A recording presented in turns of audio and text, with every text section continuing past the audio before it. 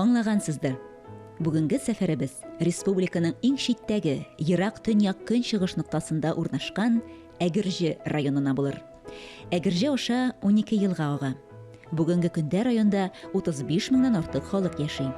Ә инде Әгерҗе шәһәренә терәлеп торган Ишбубый авылы турында ишетмәгән, белмәгән кеше юктыр.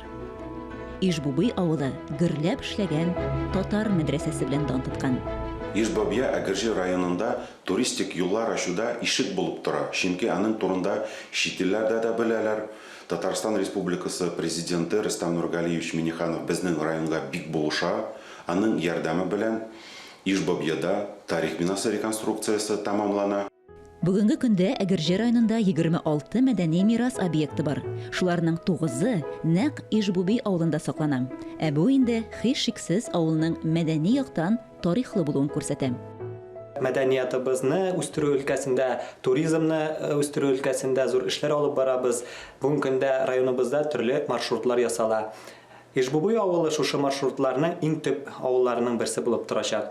Чөнки мондагы булган байлык ул һәр килгән туристка кызыксыну уята, аның киләчәген, үзганын, бүгенгесе турында сөйлибез. Шуңа күрә без инде шушы тарих белән кызыксынган туристларыбызны үзебезнең якта көтеп калабыз. Рәхим итегез. Тарихны саклап калуга Ишбубый авыл халкы да гаять зур көч, игътибар бирә. Мен бұл ауылында туып өскен кіші боларақ бар хезмәтемне, бар тырышлыгымны бұл халыкның мөхитен яхшырту өчен кулланам. Республика күләмендә дә программаларда катнашабыз. Менә быел гына без 4 программада катнаштык. Авыл җирлеге буенча менә күргәнсездер инде тротуарлар салдыру, үзәк урамга инде яктырткыч лампалар куйдык. Шул ук юллар төзекләндерү һәм дә инде менә балалар өчен уен площадкасында төзекләндереп киләбез, эшләп киленә бүгенге көндә. Булар барысыннан дәүләт программалары аша һәм безнең хезмәтнең җимешләре дип әйтергә була. Ишбубый авыл исеме 1640 елгы документларга караганда Марый авылы буларак кирип калган. 17 гасыр азагында монда татарлар килеп урнаша башлаган. Иген-игәрлек җирләр аз булганлыктан сәүдәгәрлек белән шөгыльләнгәннәр. 19 гасыр ахыры 20 гасыр башында авылда 50ләп ире сәүдәгәр яшәү теркәлеп калган. Алар арасында гыйлем алуның кирәклеген тирәнтен аңлаучылар, алдынгы карашлы бер туган Габдулла, Гыбадулла, Мөхлисә бубыйлар, Мөхәммәтҗан, Әхмәтҗанов гаиләләре дә булган. Авыл нәкъ менә аларның эшчәнлеге нәтиҗәсендә мәгариф учагына әверелеп киткән. Ишбубый мәдрәсәсе 1781 елда ачылган. 1895 елдан мәдрәсәне Габдулла һәм Гыбадулла бубыйлар җитәкли һәм мөгаллимлек итә. 1907 елда Россиядә беренче хатын-кызлар мәдрәсәсе булдырыла. Аны Мөхлисә бубый җитәкли. Ә хәзер без 1907 елда төзелгән бер туган бубыйларның яшәгән торак йортына керәбез. Әлеге йорт мәдәни мирас фондында теркәлгән һәм биредә төзекләндерү эшләре чиратка куелган. Бинаның эчендә штукатуркалары да, түшәмдәге сылап ясалган бизәкләре дә элеккечә сакланган. Ә кызлар мәдрәсәсе әлеге бинаның каршында урнашкан була. Бу йортны аларга авылның сәүдәгәре Мөхәммәтҗан Әхмәтҗанов салып бирә. Бу йорт сугыш елларында балалар йорты вазифасын үти һәм нәкъ шул чорда 42 январында монда Муса Җәлил килә. Муса Җәлил Минзәләдән политруклар мәктәбен тәмамлап кайтып барганда Әгерҗедә беренче көнгә туктарга мәҗбүр була. Һәм инде беренче комсомол секретаре белән Сания ханым белән алар киләләр Ишбубыйга балалар йорты өчен йортлар карап йөриләр. Ул чорда авылда 2 катлы йортлар күп була. Һәм инде менә шушы асты таш өсте агач булган йортка тукталды дип үзенең булачак биографы Гази Кашшафка ул хатта хәбәр итә Муса Җәлил. Менә шуның белән дә данлыклы. Әти-әнисеннән төпле белем һәм тәрбия алган зыялы бер туган бубыйлар дөнья күләм танылу алган мәдрәсә ачып, никадәр белемле, зыялы шәхесләр тәрбияләп чыгара. Ишбубый мәдрәсәсенә багышланган тарихи ядкәрләрне күрергә дип, без авылның тарихи музеена кердек. Бирегә килеп керүгә үк мәдрәсәдә укытылган 19-20 гасыр китаплары һәм дәреслекләре күзгә ташлана. Алар арасында Габдулла, Гыбадулла бубыйлар төзегән һәм бастырганнары да бар. Менә монда бик күп шәкертләр ни өчен агыласың? Шушы Габдулла бабайны күрергә. Ниндирәк кеше булган ул? Аннан соң бит реформалар башлана шулай ук диндә дә. Мәсәлән, ул дин турында әйтеп үтә шушы үзенең язмаларында ислам дине төшеп калган дин түгел. Ягъни һәр кеше Коръәнне үзе укырга тиеш һәм шул вакытта үзенчә дәлилләргә тиеш. Ул төшеп калган дин түгел. Һәр мөселман укымышлы булырга тиеш. Һәр мөселман 40-тан бер өлешен закат итеп менә шушы файдалы эшләргә тапшырырга тиеш.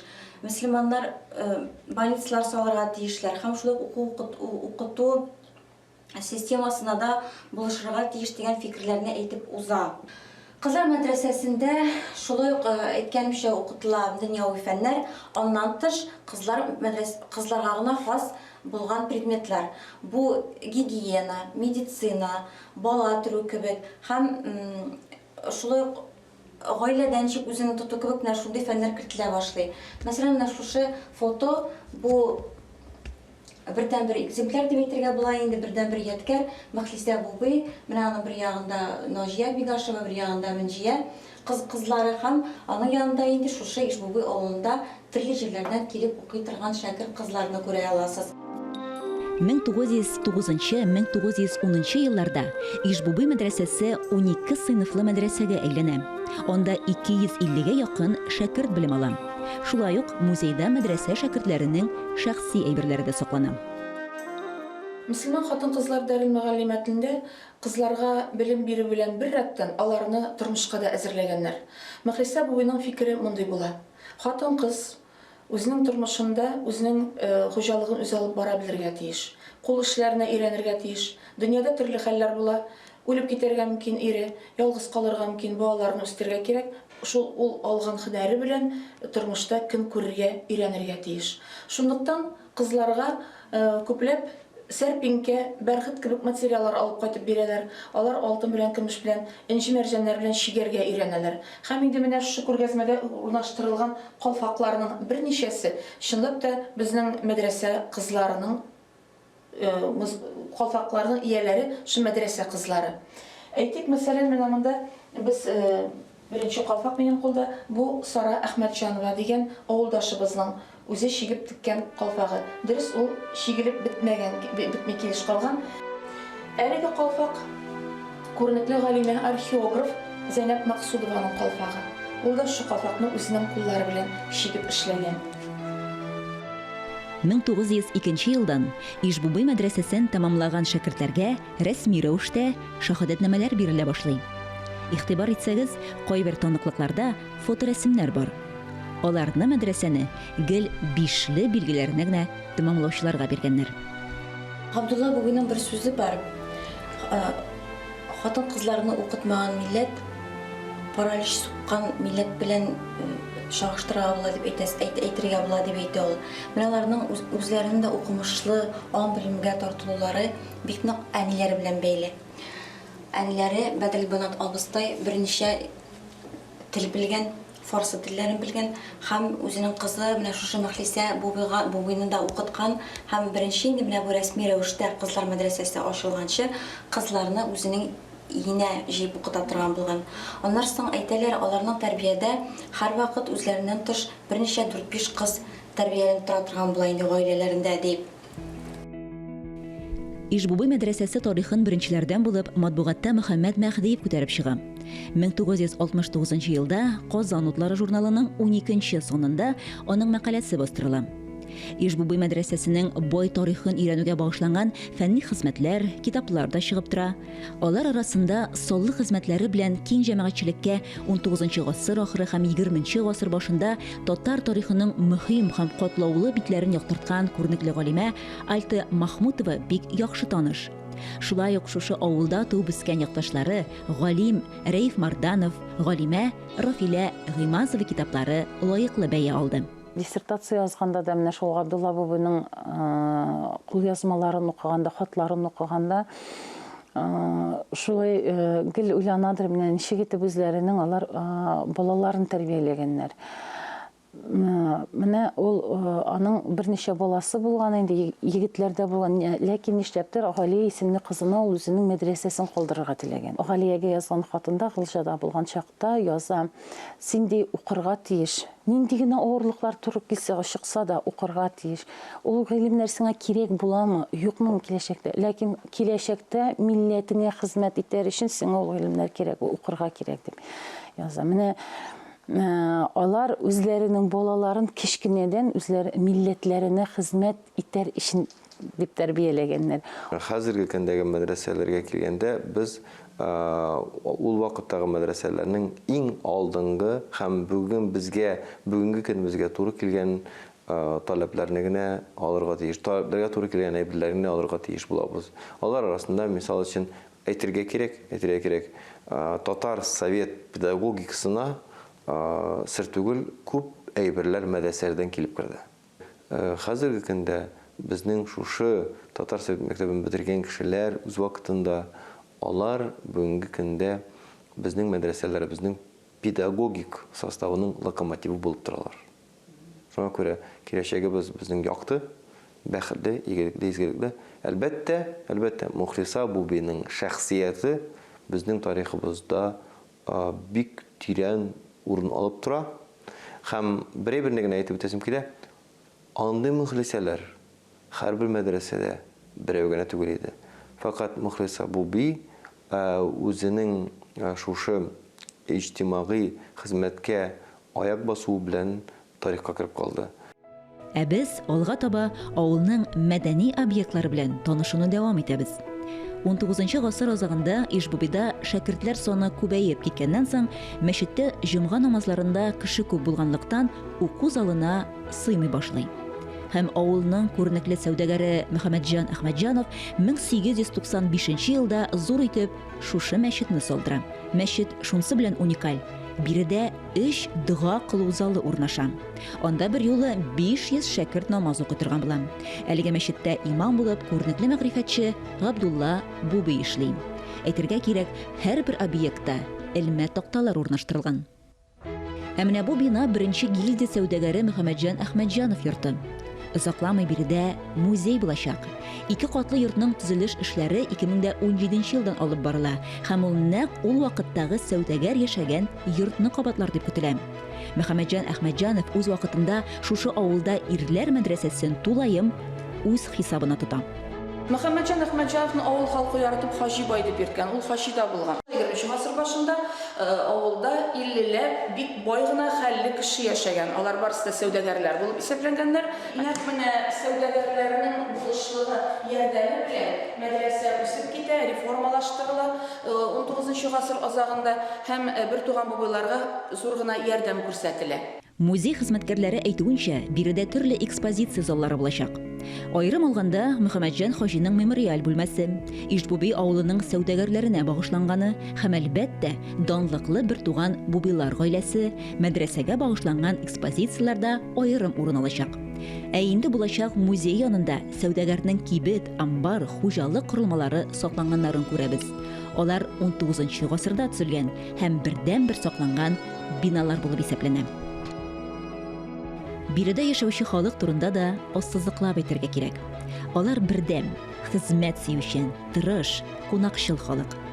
Бертуган Бубилар мирасын саклап калу, аларны яшь буынга җиткерү максатыннан да 2010 елда Бубилар мирасы дип исемләнгән иҗтимагый оешма барлыкка килә. Аны чын мәгънәсендә авыл язмышы, аның яткерләрен сакларга омтылучы, шушы авыл җирлегендә инде күп еллар музей җитәкчесе булып эшләгән Рәиф Гәрәев һәм Ишбуби авылында туып үскән, бүгенге көндә һәр даим авылга ярдәм кулы сузучы эшмәкәр иганәче Искәндәр Җиһангәрәев җитәкли. Бу әйтелгән уникаль оешма ни өчен? Чөнки инде ул аның төп һәм бердән-бер максаты Ишбуби авылын да булган тарих объектларын саклау, аларны ремонтлау, аларны пропагандалау. Зур безнең максатыбыз ул безнең авылда, мин монда авылда кызлар гимназиясын ачуын планда тотам. Чөнки иң беренче моның өчен зданияларыбыз бар, бик күп акча кирәкми. аларны ремонтлап, җылылыкларын кертеп, эшләтеп җибәргә общежитиесе бар. Менә яңа төзелгән здание, музей дип әйтәләр, аны укыту йорты итеп булган. Параллельно музейда, параллельно укыту йорты да итәргә була. Ел сайын бер 20-30 кызны чыгарып барсак, без 10 елдан чаклы без инде тәртипле алар гаиләләр төзсәләр, тәртипле балалар үстерсәләр, инде без җәмгыятькә менә шундый ярдәмебезне үземчә кичкенә булса да шундый ярдәмебезне күрсәтәрбез дип уйлыйбыз. Әйе, максатлар зурдан. Уйланган планнары, эшләре тормышка ашсын дияргә кала. Бәлки чыннан да, якын киләчәктә данлы Ишбуби авылына янәдән чит төбәкләрдән агылып шәкертләр укырга килер. Ә бүгенге көндә Ишбуби авылы урта белем бирү мәктәбе укучылары да бубилар мирасын кадерләп саклый. 1993 елда мәктәбебезнең тарихын байыту йөзеннән һәм истәлеккә калдыру йөзеннән мәктәбебезгә бер туган бубилар исеме бирелде. Бу инде мәктәпнең данын да республика күләмендә бик нык күтәрде. Шул вакытта 1995 елда республикада беренчеләрдән булып безнең мәктәбебез Каюм Насыйри премиясына лауреат булды. Бүгенге көндә мәктәбебездә 95 укучы тәрбияләнә һәм белем ала. Бу авыл мәктәбе өчен әйтер идем мин бик зур сан, чөнки авылларда укучылар саны кими. Без инде елдан ел менә шу укучылар санын арттыру өстендә эшлибез.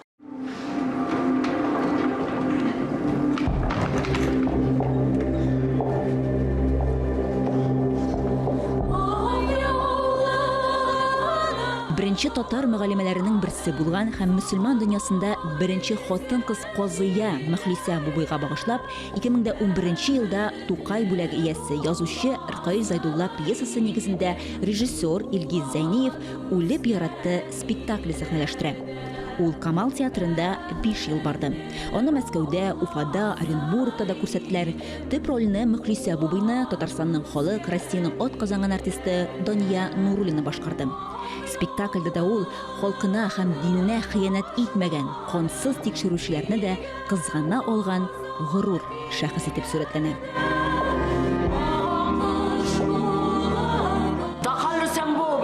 Сезнең Шабабинская.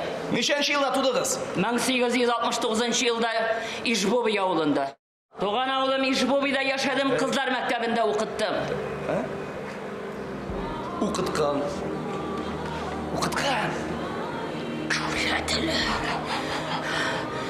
Алар бүтән Россиядә дан тоткан мәдрәсәне юк итсәләр. Сидеть. Алар кызлар мәктәбен куптаратты. Сидеть, я сказал, сидеть. Мин Казан белән Троицкий шәһәренә китәргә мәҗбүр булдым.